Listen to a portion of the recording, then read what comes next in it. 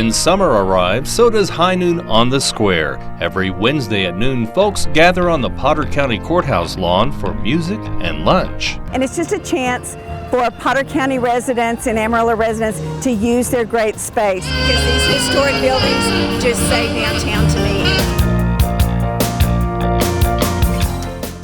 And while this historic building has been renovated lately, you might be surprised to know it was not the first Potter County Courthouse. Far from it.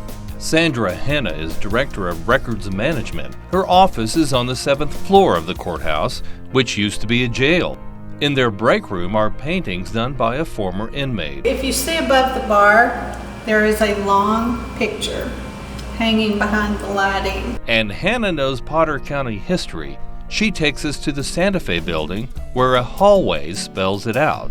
Okay, the tent began to be a courthouse in 1887 when we were determined by the state of Texas after a vote to become a county. Yeah, you heard that right. The first Potter County Courthouse was a tent, followed by a more permanent structure. There's no picture of that, but it was put up here at 322 Lipscomb. We visited the spot with Potter County Judge Nancy Tanner. So, this is where it all began, back in 1886, when they built the first, when Potter County was first established, they built a tent here on this site, and later built a little square building, later moved it to 5th and Bowie. But this is where the county government all began, and so being the first female judge of Potter County, it's kind of cool to be standing on this location. And we also went a few yards north to Wild Horse Lake, where the city began as Oneida. But it flooded, so they moved everything towards town.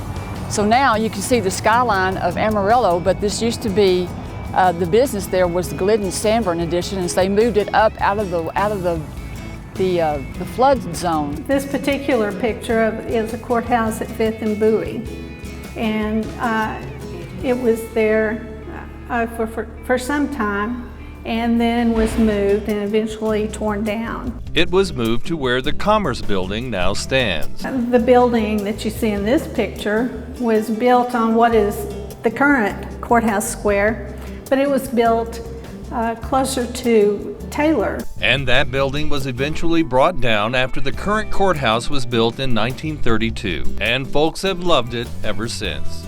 This is my home, this is my yard, and I am so proud of this building. Celebrating the Panhandle Spirit, Larry Lemmons, ABC 7 News.